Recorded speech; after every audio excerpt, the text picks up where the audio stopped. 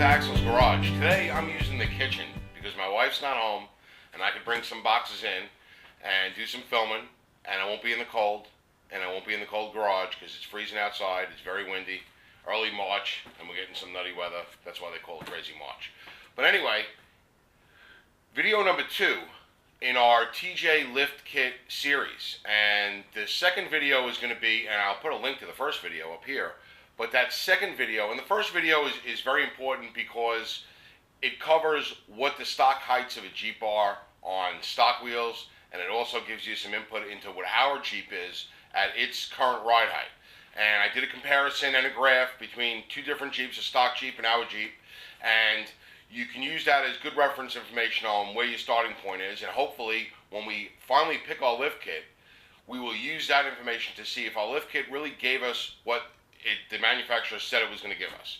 And we'll see, what the margin of error is there. But anyway, now that we did our measurements, we have to buy a lift kit.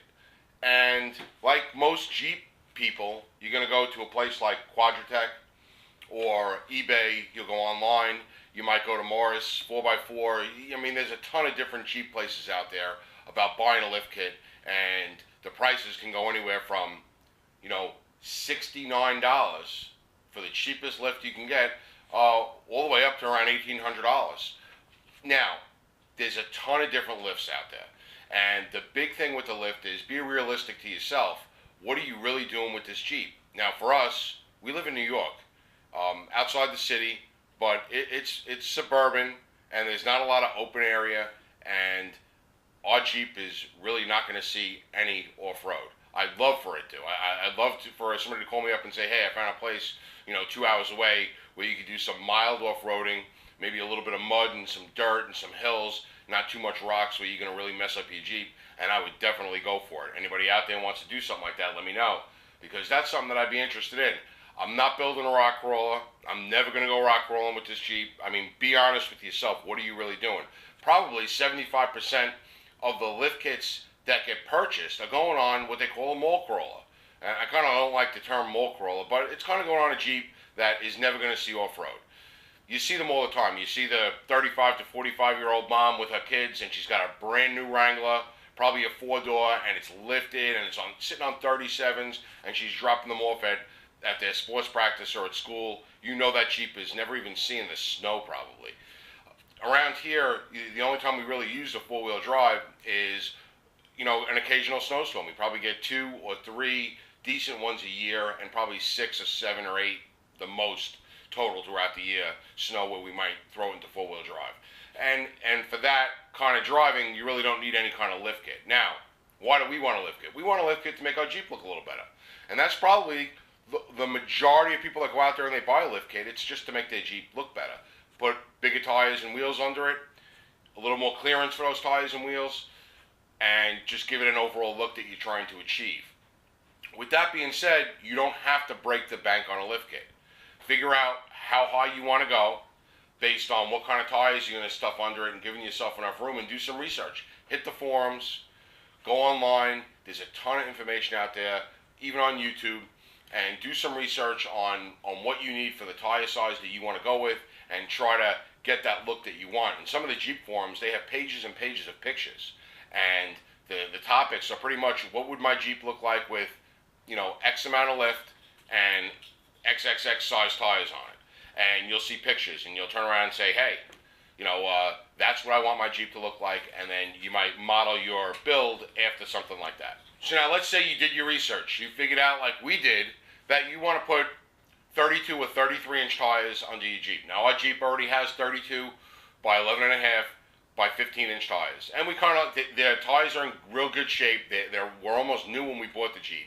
So changing them right now wouldn't really be cost effective at all, especially for a Jeep that we're not looking to throw a lot of money at. We just want it to be a fun summertime driver for my wife for the most part, because that was the original purchase of it. It was just something for her to zip around with in the summertime, maybe with no top on, go to the beach, something like that. So we want it to look halfway decent. It does look decent the way it sits. Problem is, we are rubbing every now and then, depending on when we go up a driveway apron or a parking lot apron, we're rubbing because those 32-inch tires on the stock suspension are starting to hit the flares. Now, We just wanted it to lift it up a little bit so that it'll run good with those 32-inch tires. And when we do have to replace the tires, we're going to replace them with 33s. And we want those 33s to fit well as well. We don't want it to be a high lift Jeep. We don't need the suspension to be able to articulate like crazy because we're not doing any kind of crazy off-roading or rock crawling. So we just want it to look decent. We want it to ride decent.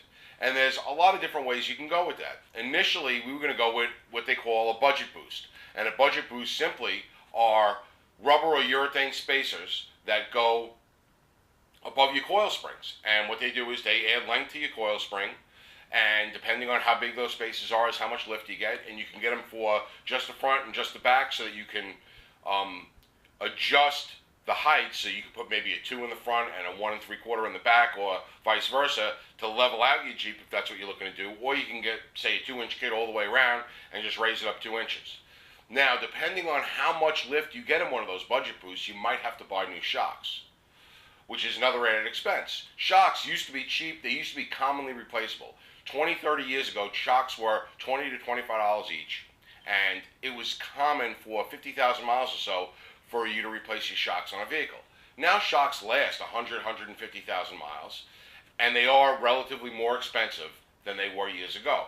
So take that into consideration. Your budget boost might only cost you $125 for a full-wheel kit, but because of the lift you went with, you have to buy shocks, so that's going to add probably another $150 to $200 into the cost of your kit. Now those budget boost kits, some of them will come with just the spacers.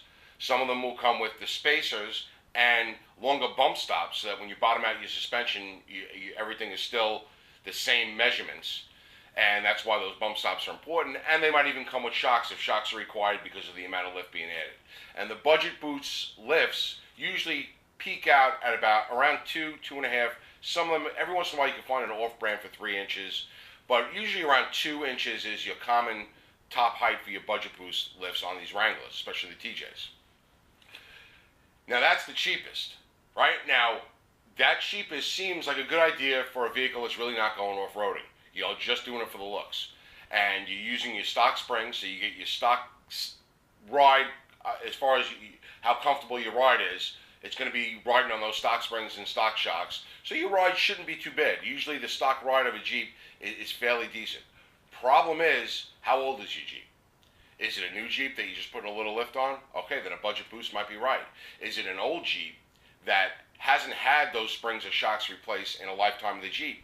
Well, like us, we have 103,000 miles on our Jeep. We're not sure if those shocks or springs were ever replaced.